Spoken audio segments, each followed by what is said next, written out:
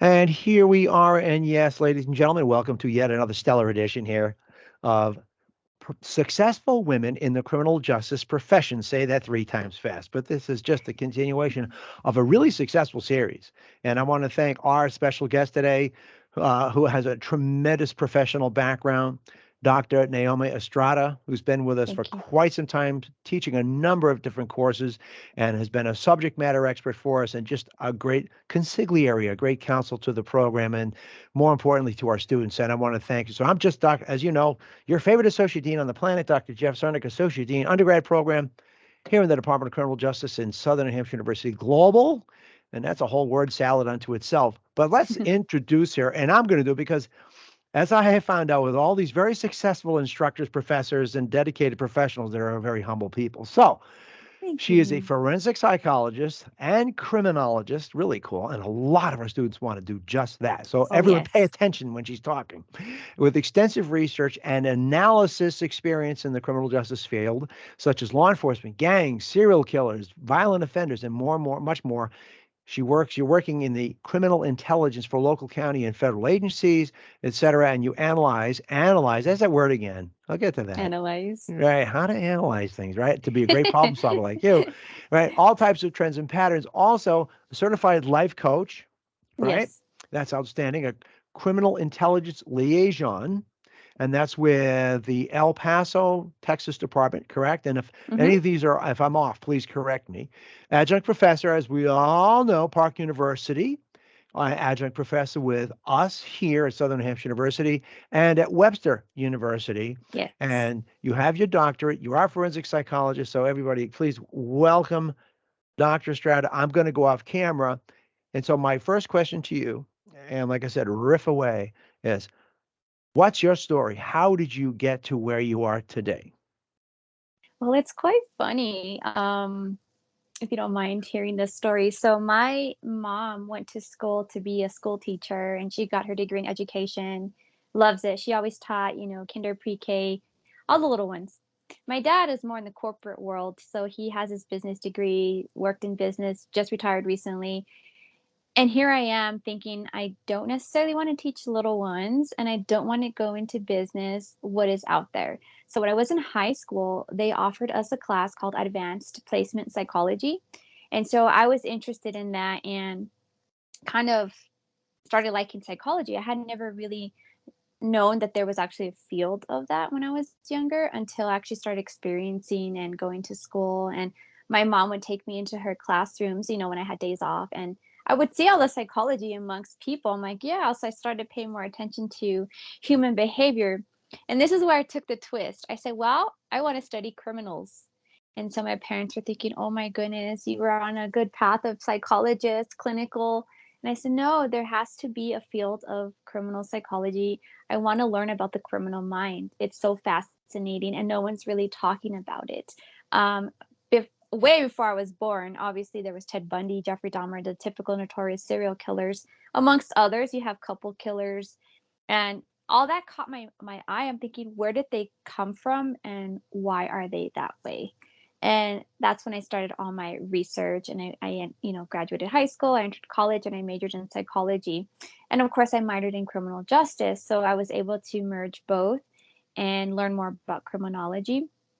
Once I graduated, I did become a high school psychology teacher. I thought, okay, I could become not maybe for little ones, but for high school. And I was like still wanting that itch. I still wanted to go into law enforcement.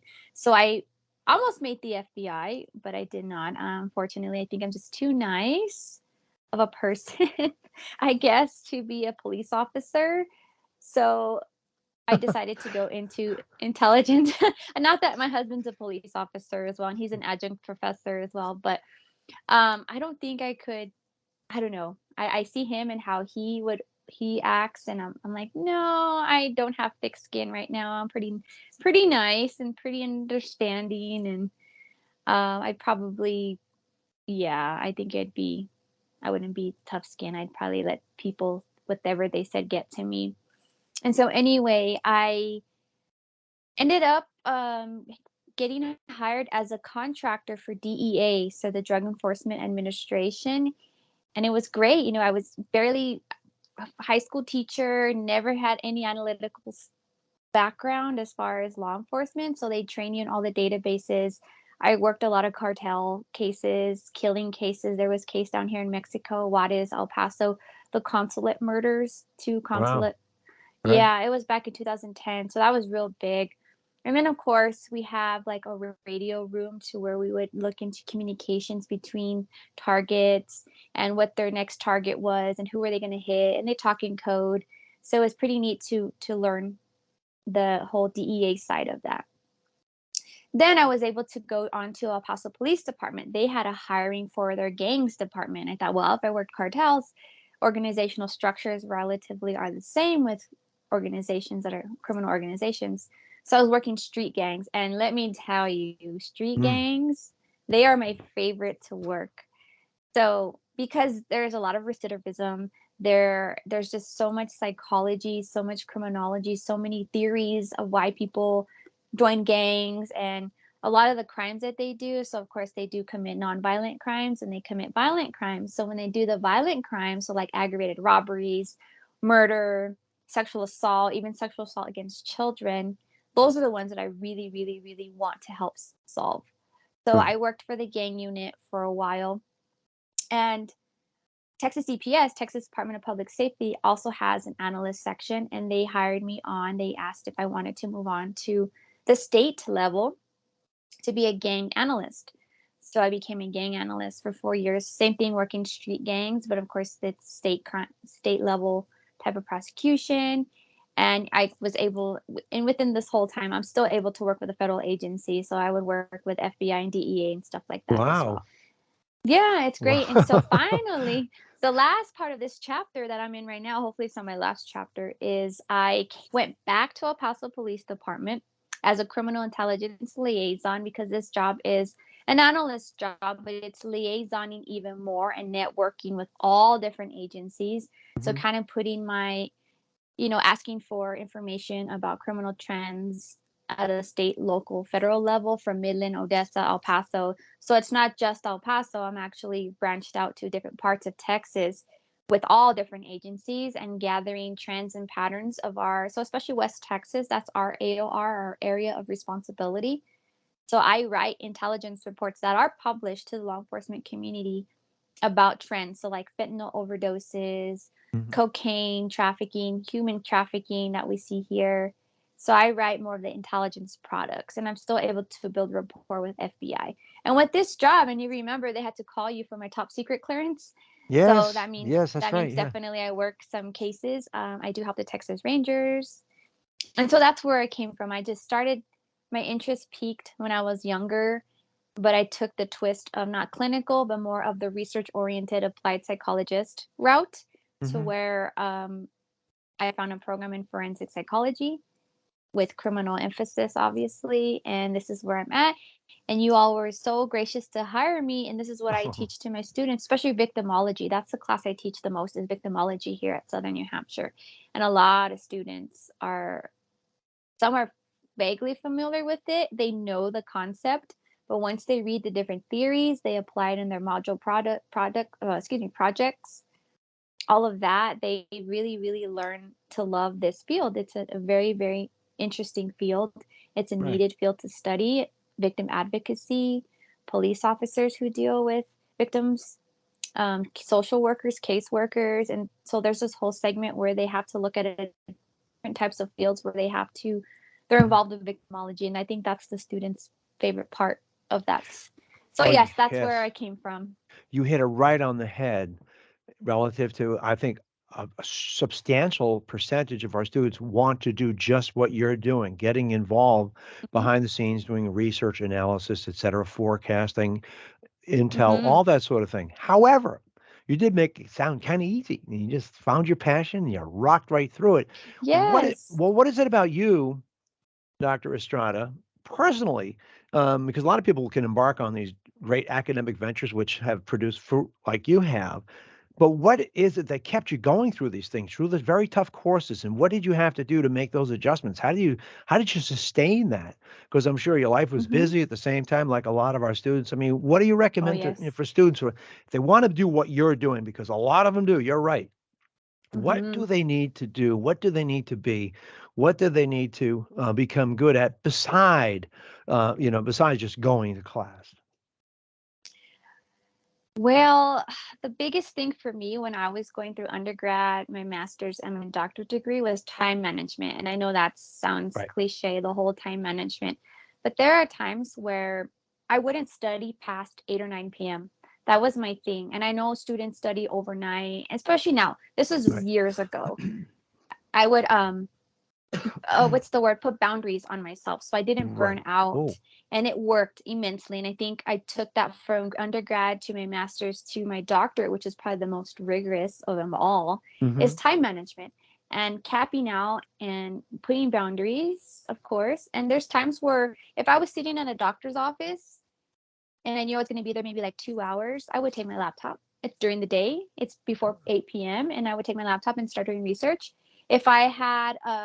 If it was a rainy day at work and I brought lunch, I would have taken my laptop and done some research during my lunch hour. And I know it's in between people's breaks and people have mental timeouts, but I would find opportunities to study, to write, that way, when it was 8 o'clock at home, I didn't have to do anything. I felt more accomplished. And it might be because I have ADHD where I have to constantly be doing something, but it did work out for me. And probably the hardest courses, maybe for students as well, are the math ones, like Hmm. statistics. Right. If they need to take statistics or any type of math for social sciences that we're in, those are probably the most difficult for students and even for myself because you have to pay more attention. Mm. Also, the research courses that are more advanced because there's more writing, and then you feel like you have less time now because there's more writing and more research expected. But in either way, you just breathe and you even plan out your day. Yes. It's Monday, Tuesday, Wednesday, Thursday, Friday. If you want to do something on Saturday, and I would do stuff on Sundays, and I know Sunday's time of rest, but Sundays is actually the most time that I have the most free throughout the entire week. And so Mm. I would study or I would go to the library. There was a time, don't laugh at me, but there was horse races going on here in Texas. The little horse races that Yeah. happen. Yep. And my parents wanted to go and I said, I'll go, but I'm going to take my stuff. And I would always just have my notes and have my laptop with me. That way, like I said, 8 o'clock, 9 o'clock, I go to bed. And then I'd wake up in the morning, or sometimes I would do work in the morning. And for students, what I could tell them is just work with the time management, of course. Right now, it's more difficult because of COVID.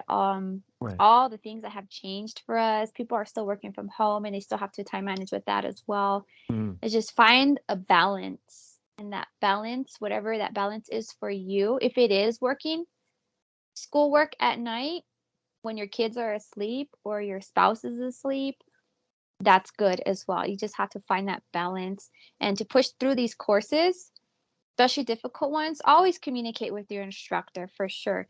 That's key. Right. With my students, when they feel overwhelmed, I've had a few students this semester contact me quite a few times giving me life updates Right. because they'll get through one thing and then another thing happens and then something else happens and they feel like I'm not making this up, I promise. I said, no, no, no, I believe you. It just sounds like you are having some challenges this semester.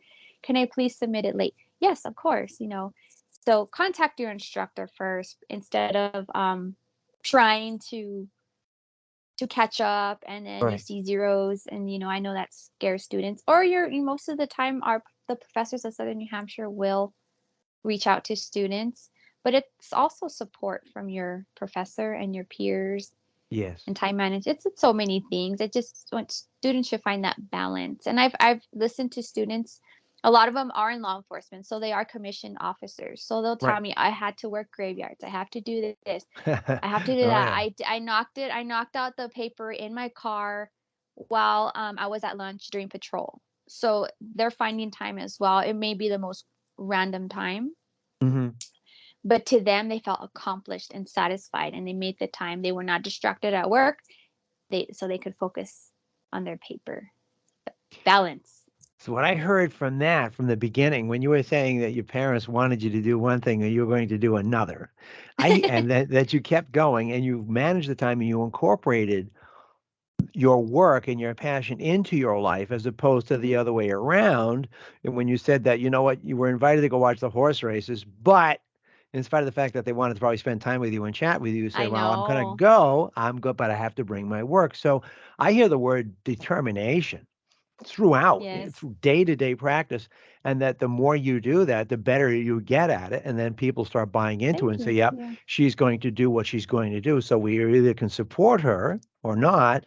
So what you said there, I hope the students picked up on that, because Hmm. it's very hard in a short interview, whatever, to really capture the grit and the determination which carries you through, right? And the fact that you said research, what students, some of them get scared of that. They become, Oh, oh my I God, know. it's an information literacy skill set that, but we have a wonderful electronic library, great instructors and great Yes. support staff Oh, yes. at the library. How do you reduce their fear of doing, library research?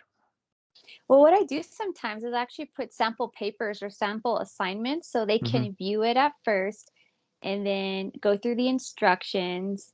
And then I'll do, especially like at Park University, some of the students don't even know we have an online library. And Whoa. there's times that I'll do a tutorial. I say, you go and log in, you go to databases. And a lot of students are visual, especially online distance learners. They need that Right. extra visual. So, and then students will ask me, they'll email me, ma'am, I don't know where to get this resource. And luckily with victimology, the resources are already embedded in there. Yeah. And then I'll have students say, you know what, I want to kind of expand. Can I expand? I say, yes, of course. And they'll go and they'll ask me, where can I go? Is it the library? You can also try Google Scholar, but make sure Google Scholar, you can put anything less than 5 years. Um, but a lot of the times I already use the Southern New Hampshire embedded resources. And sometimes those links don't work or they're expired or they moved. That's And true. so I'll contact the help desk and then they'll go ahead and find a new link. It's amazing how I don't even have to do it and they'll find the new link.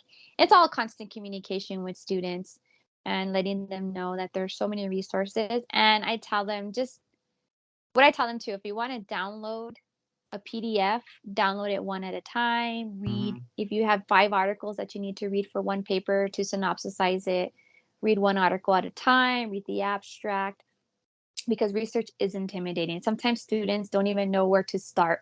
And then they Right. start and then they find so much and they don't know how to condense it.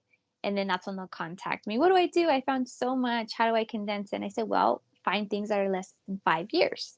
Okay, or less than 10 years. Okay. And so it Yeah. narrows it down even more. And then I tell them the difference between quantitative and qualitative studies. If we're looking for quantitative studies, then look for those. If we're looking for qualitative studies, look for those. Yeah. But and I teach research methods at other universities as well, and it's the Right. same across board. Students always tell me, "I'm so scared. I'm so scared." Well, you are But a blessing because teaching research methods can be harder than actually being a student in research methods.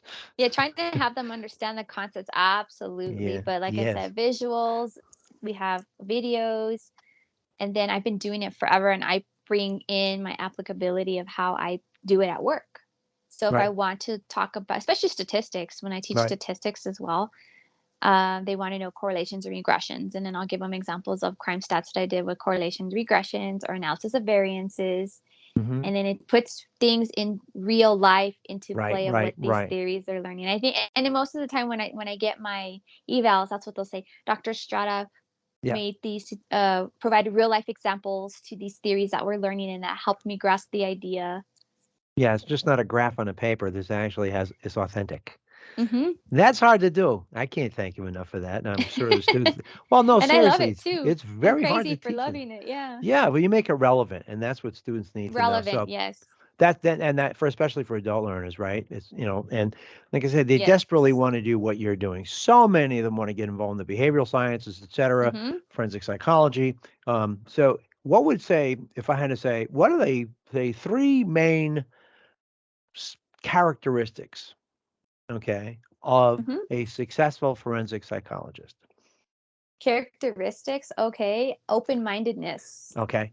One should be open minded because you are going to see a lot of things, a lot of cases.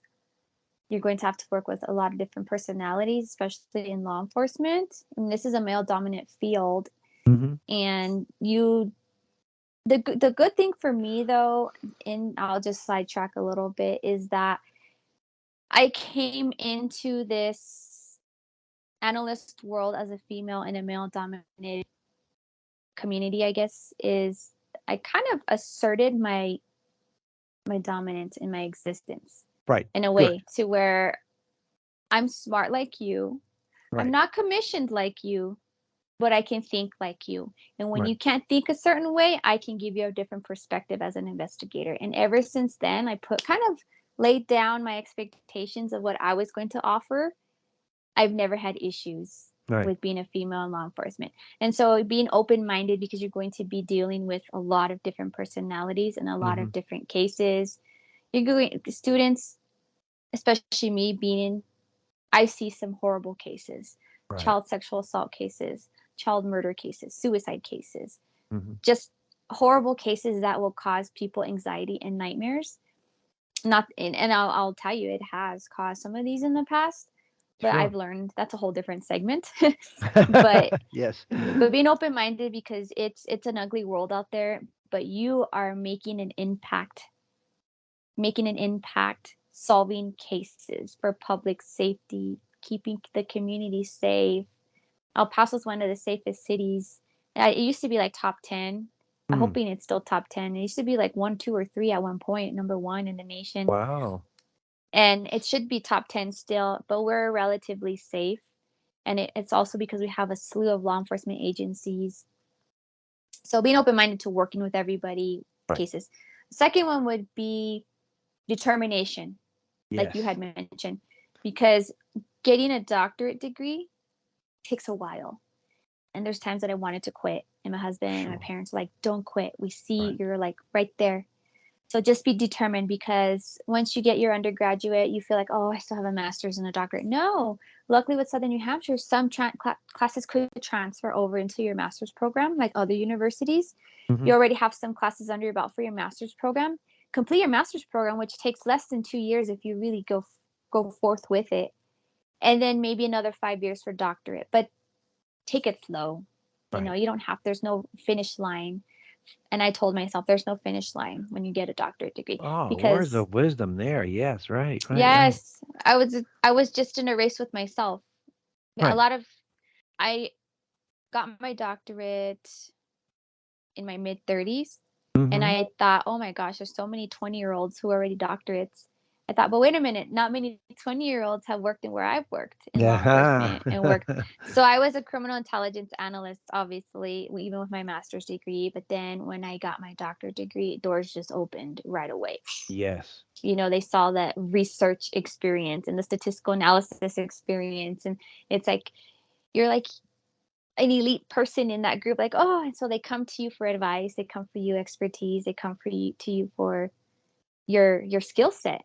Mm-hmm. So open-mindedness, determination, and the ability to what would be a third one, a good characteristic. So open-mindedness, determination, and I would say, and I know this sounds silly, just the ability to allow yourself to have fun. And I Yeah. know it sounds silly. Love what you No. do. Love what Right. you do, because when you love what you do, it's not considered work. Right. It's considered something you love. It's your passion. And so the ability to have fun and love what you do, because you are making a difference. And there's so many times that the police chief or other directors from other agencies will call my boss and say, Naomi helped us solve this case. Ah. Naomi did this. Naomi did a photo lineup, because I do photo lineups as well. That's part of my Mm-hmm. job, is to do photo lineups. And though, there was one where three people beat up a bouncer. He was trying to kick them out for being, drunk and disorderly. So he removed them, kicked them out, and all three of them ganged up on this poor bouncer, and they beat him up pretty badly. So they had some suspects. I made 3 photo lineups. The witness, when he was, out of the hospital, he identified all three from the 3 different lineups, and all three of those subjects got arrested. So it helps Wow. expedite as well the process. We have Yes. another thing that we have here in El Paso is called the Animal Cruelty Unit, which they made this Oh. because apparently there's so many animal cruelty cases, and they made this unit. Same thing. they have a suspect, I will make a photo lineup, and either the neighbor or witness or another victim or their dog, not their dog, but victim, Yeah, because their dog right. got beat up or hit, they'll identify. And we've had so many arrests from that as well. Wow. So Wow. open-mindedness, that determination, just keep going to Right. persevere and work through it. Take your time. You will get there. And then, of course, loving your job and the ability to have fun with it, because there's so many, you meet so many people in this field. And I work with a lot of cops, and Yes. they're funny because that's their coping mechanism. They have dry Yeah. humor, Yes, it dark is. humor, regular humor. And Yeah. you're retired, Yes. Yeah, but it's it is a amazing. And defense mechanism. It is. Yeah, it it is. is, but it's great to be working and someone makes fun of another person, innocently, and that's their Right. coworker or their partner, and you just Right. all start laughing, and it makes the day go by, and it's really neat because we do see some ugly things. You know that you worked for probably a lot of cases in the past. And it had to maintain a sense of humor. You're absolutely right. Yes, you have Yes. to. But that third one, you're absolutely right about having fun. I mean, like people like to call it, well, have a life work balance. And okay, that's wonderhul to say. Have But at the end of fun, the day, let's yeah. just have some fun. Exactly. Enjoy what you're We doing we and set always those ask boundaries. Yep. Yeah, and we always ask each other where we're going for lunch. That's usually our first question in the morning. Where are we going for lunch? Right, right, right. Because lunch is our break from work, but yet we probably still talk about work. Yeah, right. But But it's the the whole socializing. cohesiveness. Yes, Yeah, socializing, cohesiveness, and a lot of the times we'll have going away parties. People retire all the time. People, yeah, yeah. promote. So there's always parties, there's always promotional ceremonies, there's always Hmm. cake, there's always donuts. So all of these little things that are provided in our work office, it makes the Right. morale a lot better. Well, that's interesting. Thank you for sharing that. Yeah, there's a Mhm. human side of this. It's not like it is on There TV and is. movies, right? Where they eat, Oh, sleep, and drink the yeah. job. No, it's not true. You're No. absolutely right. Thank you for sharing that. It's very enlightening. The wisdom that you've shared today is absolutely invaluable. So, for all Thank those you. students that are going to be watching this, I suggest you watch it once, twice, maybe even three times to really pick up on what Dr. Estrada was telling you about how she became as successful as she is and how she continues to build herself as a professional in this business in a Mhm. male dominated industry, but she's definitely left her mark and she continues to do that and creating a legacy of Dr. Thank you. Estrada That's and the really nice. well, that's the truth. I mean, I don't just say it, off the cuff. It really is true because I Mhm. understand your job is very difficult. There's no question about it. But your approach, I hope that they pick up on it. How you maintain a nice, healthy balance. You laugh, you smile, you Mhm. plan. You have grit, perseverance, and determination. So I'm not going to sell that any more than you've already sold it. So with that said, I will thank you Thank you, for Dr. C. no thanks, no, the thanks are all mine and on behalf of the students as well too, because this is a huge thing for them. More, I tell you, when I was younger, I wish I had this opportunity to listen to somebody who had been far ahead Me of me. too. You know what I Me mean? too. That icon or Mhm. that somebody I could say, oh, that's how you got there. Okay, because listen, students, listen, gang learners and whatnot. This time goes by quickly. Mhm. So make sure you take advantage of all of Yes. what Dr. Estrada has said today to make the most of your time. And speaking of time, I will let you go to get back to solving all those crimes down there in Texas and It's a helping rainy every. day, so no one's committing crimes right now. Oh, It's that's good. raining. Yeah, weather can be Other our than best friend. car crashes, but that's it. Oh, well, yeah, we can live with that, I guess. Well, Yes. Dr. Estrada, thank you so much and always Thank be you so safe. much, Thank you Jeff. for all you do for the students in the classroom and for everyone down here in Texas. I'm sure they appreciate your work. Oh, Thank you. thank you. Thank you so much. Take Well, care. have a great day. You too. Bye-bye.